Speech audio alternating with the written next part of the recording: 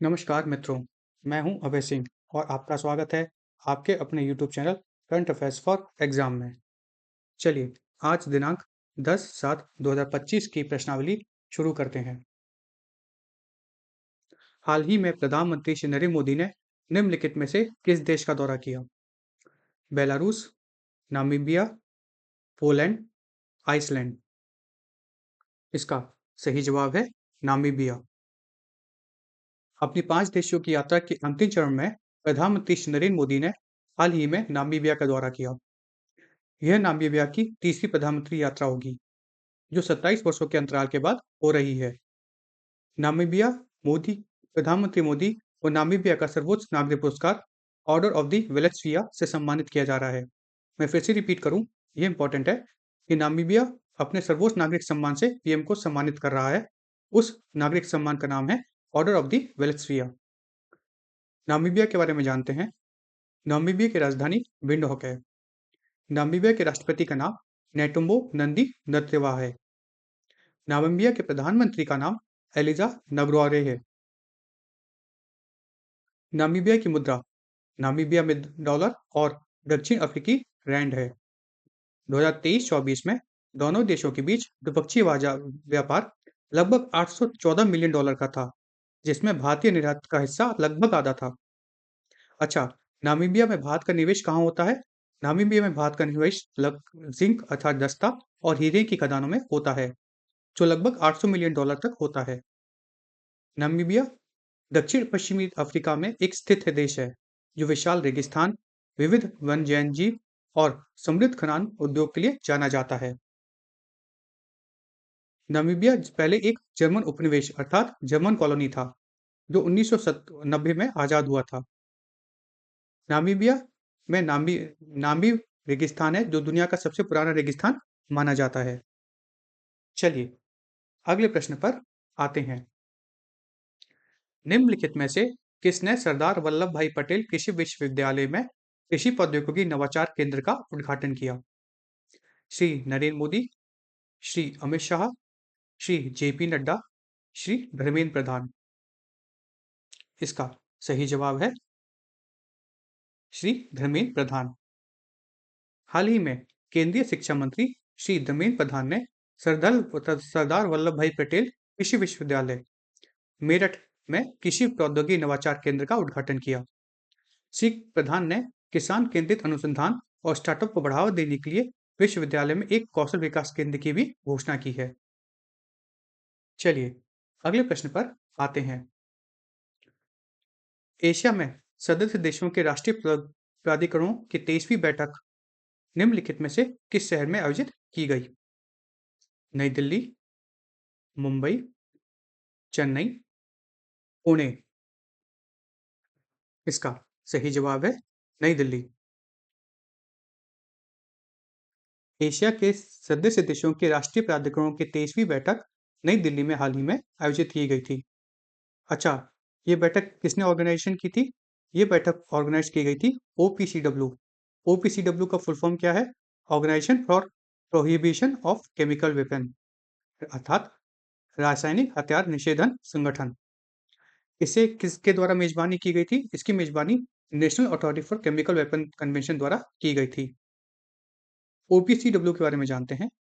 OPCW एक अंतर्राष्ट्रीय संगठन है, जो रासायनिक हथियारों को खत्म करने और उनके फिर से उभरने को रोकने के लिए काम करता है। ओपीसीडब्ल्यू को रासायनिक हथियारों को खत्म करने के व्यापक प्रयासों के लिए 2013 में नोबेल शांति पुरस्कार से भी सम्मानित किया गया था। ये याद कर लीजिएगा। कोई भी प्रश्न आता है फ्रेंड्स, तो हम ये कोशिश करते हैं कि उसके आसपास की रूपरेखा भी जानें, क्योंकि ज़रूरी नहीं कि कुछ घटना घटी है या कुछ हो रहा है तो वही पूछा जाए, उसके आसपास भी पूछा जा सकता है। इसलिए मैं कोशिश करता हूँ कि इसके आसपास के कुछ पॉइंट्स मैं आपको नोट करा दूँ, ताकि आपको वो एग्जाम में काम आए। भारत इस कन्वेंशन का मूल हस्ताक्षर करता है, किसका? ओपीसीडब्ल्यू का। राष्ट्रीय रासायनिक हथियार अभिसमय अर्थात national authority for chemical weapons convention Bharat में इस कन्वेंशन के कार्यान्वयन के लिए एक उत्तरदायी राष्ट्रीय प्राधिकरण है। ओपीसीडब्ल्यू की स्थापना 1997 में हुई थी और 2013 में इसको नोबेल प्राइज मिला था। जिन 4 देशों ने इस कन्वेंशन पर हस्ताक्षर नहीं किए हैं वो हैं अंगोला, दक्षिण सूडान, मिस्र और उत्तर कोरिया। चलिए अगले प्रश्न पर आते हैं।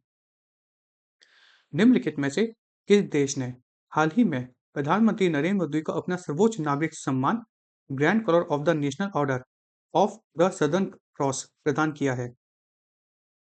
Algeria, Brazil, Sudan, Oman. इसका सही जवाब है ब्राजील। हाल ही में ब्राजील ने प्रधानमंत्री श्री नरेंद्र मोदी को अपना सर्वोच्च नागरिक सम्मान grand collar of the national of of the southern cross प्रदान किया है। चलिए ब्राजील के बारे में जानते हैं। ब्राजील की राजधानी ब्रासिलिया है। ब्राजील के राष्ट्रपति का नाम लूला दा सिल्वा है। ब्राजील की मुद्रा रियाल है। अच्छा, ब्राजील के कौन से राष्ट्रपति हैं जो भी एनडीबी के अध्यक्ष हैं? वो हैं दिल्मा रूसेफ। ये ब्राजील की राष्ट्रपति रह चुकी हैं और अभी ये एनडीबी की प्रेसिडेंट हैं। ब्राजील वर्तमान में दक्षिण भारत में भारत का सबसे बड़ा व्यापारिक साझेदार है। 2024-25 में दोनों देशों के बीच जो द्विपक्षीय व्यापार था वो 12.2 अरब डॉलर था, जिसमें भारतीय निर्यात 6.7 अरब डॉलर था। अच्छा, भारत के जो प्रमुख निर्यात हैं ब्राजील में वो हैं डीजल, कीटनाशक, रसायन, दवाइयाँ और इंजीनियरिंग। मेरा अगला प्रश्न भी इससे ही रिलेटेड है। भारत और ब्राजील के व्यापार के लिए 2030 तक कितने अरब डॉलर का लक्ष्य रखा गया है? 18, 20, 24, 28। इसका सही जवाब है 20। हाल ही में प्रधानमंत्री श्री नरेंद्र मोदी ने अगले 5 वर्षों के लिए भारत और ब्राजील के द्विपक्षीय व्यापार का मौजूदा 12 बिलियन डॉलर 2 बिलियन डॉलर से बढ़ाकर 20 बिलियन डॉलर का द्विपक्षीय व्यापार का लक्ष्य रखा है। दोनों देशों अधिक उत्पादों को कवर करने और भारतीय निर्यातकों के बाजार पहुंचने में सुधार करने के लिए मर्कोसर अधिमान्य व्यापार समझौते का विस्तार करने के लिए मिलकर काम करने की सहमति जताई है। फ्रेंड्स, मर्कोसर जो है वह एक संगठन है, जैसे कि बिम्स्टेक है, जैसे कि ब्रिक्स है, जैसे कि सार्क है, जैसे कि एशियान है।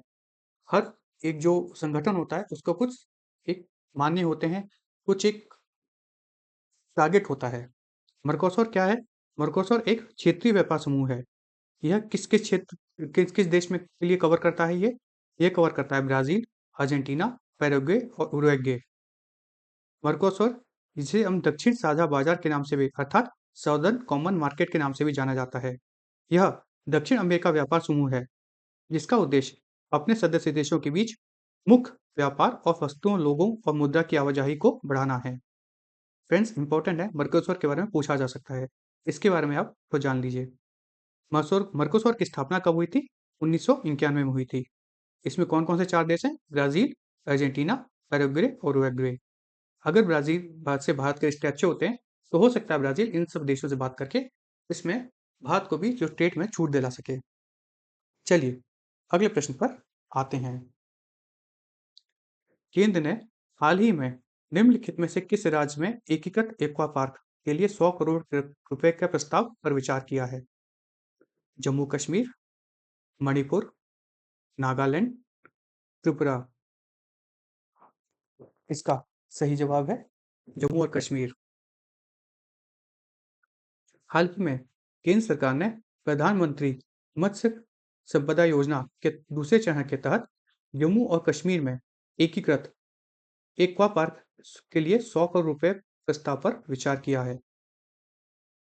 चलिए अगले प्रश्न पर आते हैं।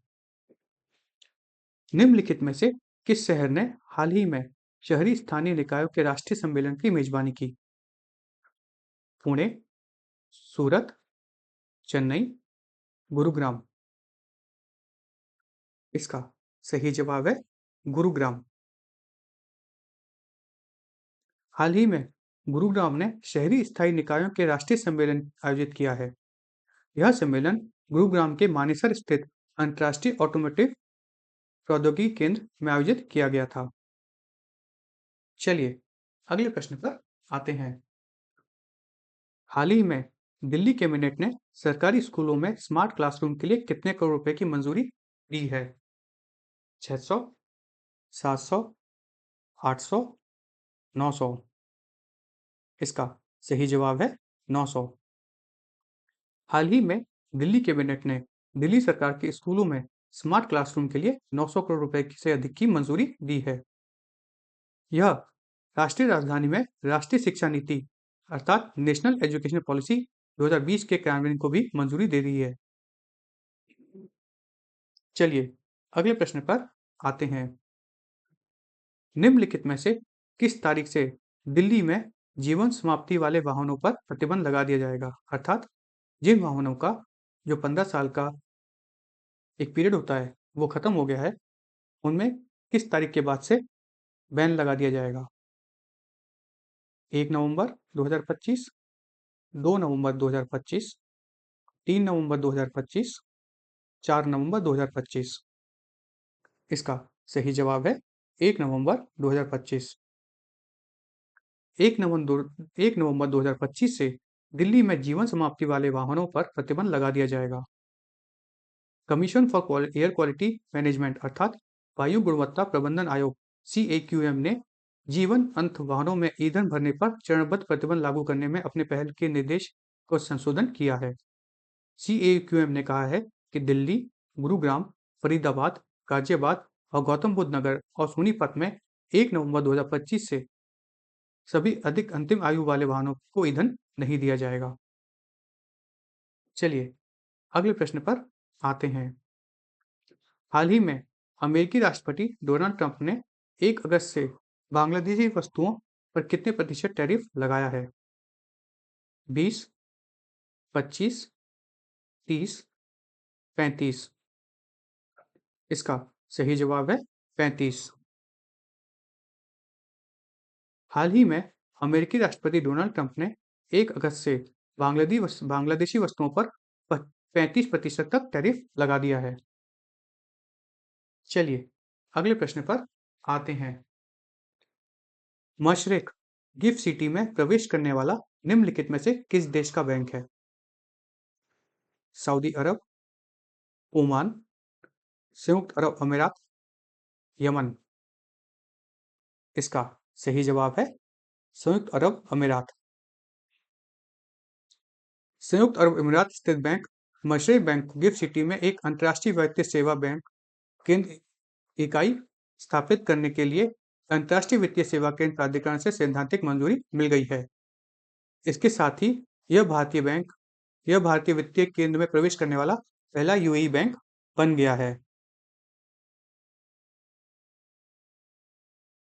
मैं फिर से रिपीट करता हूँ कि संयुक्त अरब अमीरात स्थित बैंक मशरिक बैंक है, जो कि गिफ्ट सिटी में अंतर्राष्ट्रीय वित्तीय सेवा केंद्र बैंकिंग इकाई से स्थापित करने वाला के लिए अंतर्राष्ट्रीय वित्तीय सेवा केंद्र प्राधिकरण से सैद्धांतिक मंजूरी मिल गई है।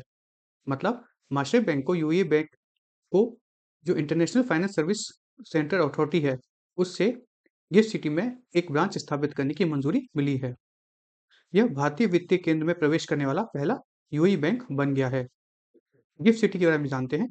गिफ्ट सिटी जो है इसे हम Gujarat international finance tech city भी कहते हैं। यह भारत का पहला स्मार्ट सिटी है जो अंतर्राष्ट्रीय वित्तीय सेवा केंद्र पर आधारित है। इसका लक्ष्य एक वैश्विक वित्तीय केंद्र बनना है जो दुनिया भर में से व्यवसाय और निवेशों को आकर्षित करेगा। चलिए अगले प्रश्न पर आते हैं।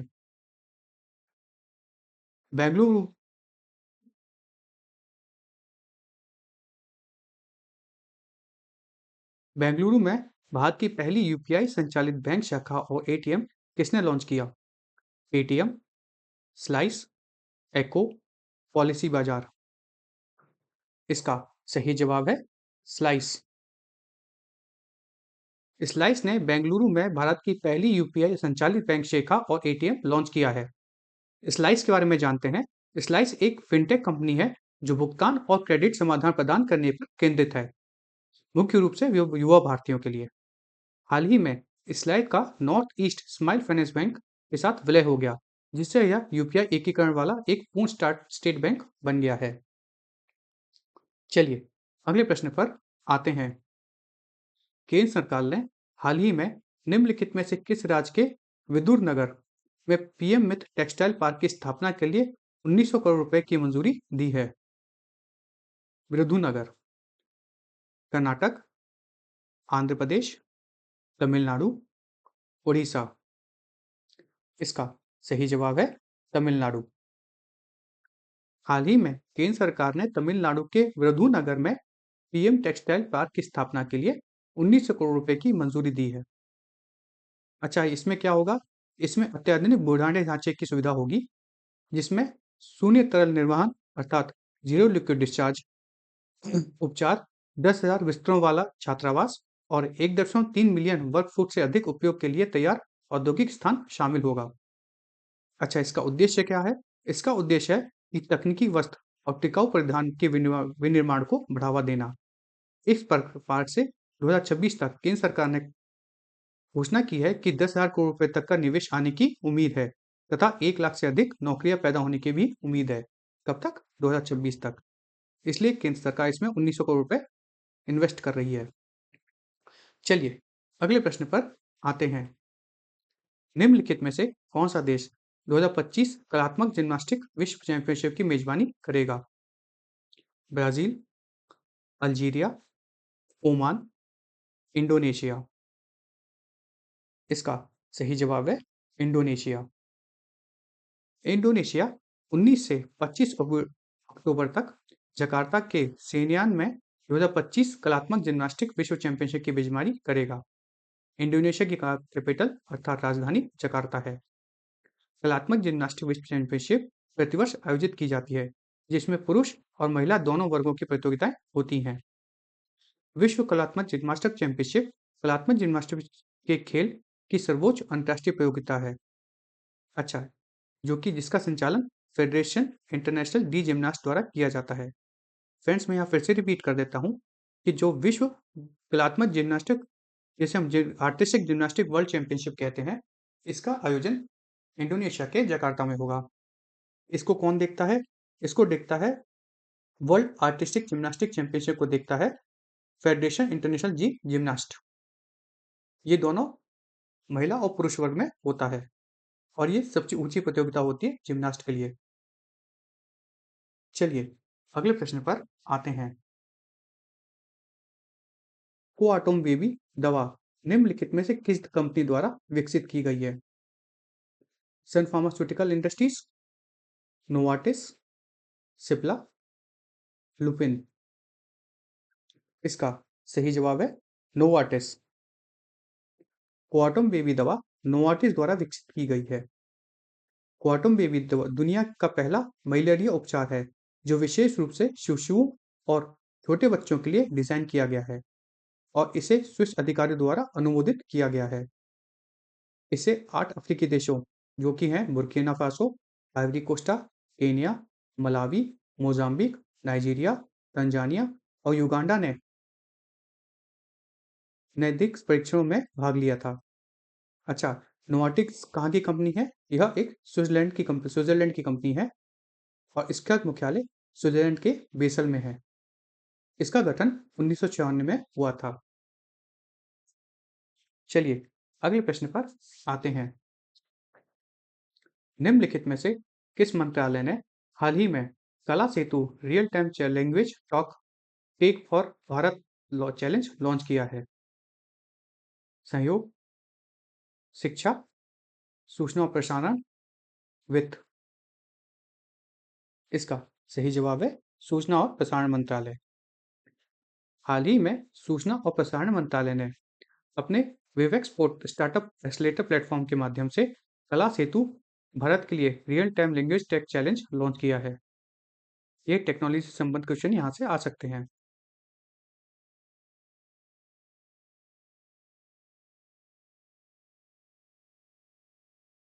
अच्छा, ये भारत के अग्रणी एआई स्टार्टअप पार्ट इनपुट से ऑडियो,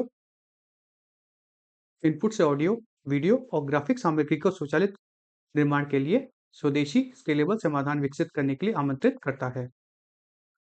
इसमें क्या होगा, इसमें सोल्यूशन निकाले जाएंगे एआई ड्रिवन, जिससे टेक्स्ट से वीडियो, टेक्स्ट से ऑडियो और टेक्स्ट टू ग्राफिक्स कन्वर्ट किया जा सकेगा। कुल मिला के यह है इसमें कि इस पोर्टल में कोई भी स्टार्टअप जो अलग अलग भारतीय भाषाओं में text to video, text to audio और टेक्स्ट टू ग्राफिक्स ऐसी कोई एप्लीकेशन डेवलप कर सकता है, वो इस पोर्टल पर रजिस्टर कर सकता है। चलिए अगले प्रश्न पर आते हैं। निम्नलिखित में से किस देश के वैज्ञानिकों ने सल्फर डाइऑक्साइड का पता लगाने के लिए एक कम लागत वाला पोर्टेबल सेंसर विकसित किया है? Bharat, Singapore, Indonesia, Australia. इसका सही जवाब है हमारा प्यारा देश भारत। भारतीय वैज्ञानिकों ने सल्फर डाइऑक्साइड का पता लगाने के लिए एक कम लागत वाला पोर्टेबल सेंसर विकसित किया है। यह सेंसर H2O कंसंट्रेशन वाले क्षेत्रों की पहचान करने में मदद करता है तथा यह सेंसर का उपयोग औद्योगिक क्षेत्रों, शहरी वातावरणों सहित विभिन्न सेटिंग्स में किया जा सकता है। फ्रेंड्स, आज की प्रश्नावली यही समाप्त होती है। आशा करते हैं आपको हमारी आज की प्रश्नावली पसंद आई होगी। चलिए आज जो हमने पढ़ा उसको रिवाइज कर लेते हैं। अपनी 5 देशों की यात्रा के अंतिम चरण में प्रधानमंत्री श्री नरेंद्र मोदी हाल ही में नामीबिया का दौरा किया।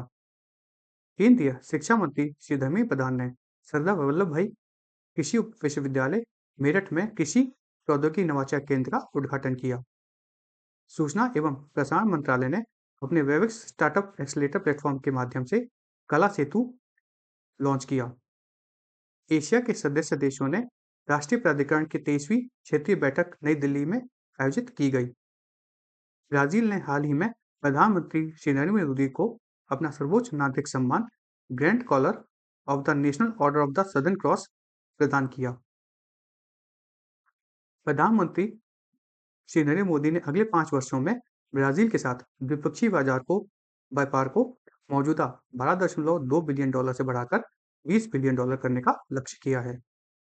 केंद्र ने हाल ही में प्रधानमंत्री मत्स्य संपदा योजना के दूसरे चरण के तहत जम्मू और कश्मीर में एकीकृत एक्वा पार्क के लिए 100 करोड़ रुपए के प्रस्ताव पर विचार किया है।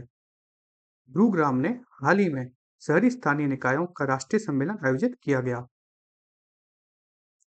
हाल ही में दिल्ली कैबिनेट ने दिल्ली सरकार के स्कूलों में स्मार्ट क्लासरूम के लिए 900 करोड़ रुपए से अधिक की मंजूरी दी।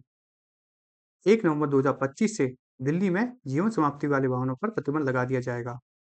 फ्रेंड्स, इस 5 पॉइंट में ये वाला जो आप एक पॉइंट है ये याद कर लीजिएगा, ये जरूरी है। हाल ही में अमेरिकी राष्ट्रपति डोनाल्ड ट्रंप ने 1 अगस्त से बांग्लादेशी वस्तुओं पर 35% टैरिफ लगा दिया है। संयुक्त अरब अमीरात स्थित बैंक मशरफ बैंक को गिफ्ट सिटी में एक अंतर्राष्ट्रीय वित्तीय सेवा केंद्र बैंकिंग इकाई स्थापित करने के लिए अंतर्राष्ट्रीय वित्तीय सेवा केंद्र प्राधिकरण से सैद्धांतिक मंजूरी मिल गई है। इसके साथ ही यह भारतीय वित्तीय केंद्र में प्रवेश करने वाला पहला यूएई का बैंक बन गया है। स्लाइस ने बेंगलुरु में भारत की पहली यूपीआई संचालित बैंक शाखा और एटीएम लॉन्च किया। केंद्र सरकार ने हाल ही में तमिलनाडु के विरुधुनगर में पीएम मित्र टेक्सटाइल पार्क की स्थापना की, जिसमें 1900 करोड़ रुपए के मंजूर किए हैं। इंडोनेशिया ने 19 से 25 अक्टूबर तक जकार्ता के सेनयान में 2025 कलात्मक जिम्नास्टिक विश्व चैंपियनशिप की मेजबानी करेगा। पॉइंट इंपॉर्टेंट है। क्वाटम बेबी दवा नोवार्टिस द्वारा विकसित की गई है। पॉइंट इंपॉर्टेंट है, ये मलेरिया के इलाज में काम आती है। भारतीय वैज्ञानिकों ने सल्फर डाइऑक्साइड का पता लगाने के लिए एक कम लागत वाला पोर्टेबल सेंसर विकसित किया है। मित्रों, आज का सेशन यही समाप्त होता है। आज की प्रश्नावली आपको कैसी लगी हमें कमेंट करके बताइएगा और आपसे निवेदन है कि हम इस प्रश्नावली को लाने के लिए और कोशिश करते हैं। तो अगर आपको ये पसंद आई है तो इसे लाइक कीजिएगा और शेयर कीजिएगा ताकि अधिक से अधिक लोगों का इसमें फायदा हो सके। धन्यवाद। जय माता दी, जय भारत।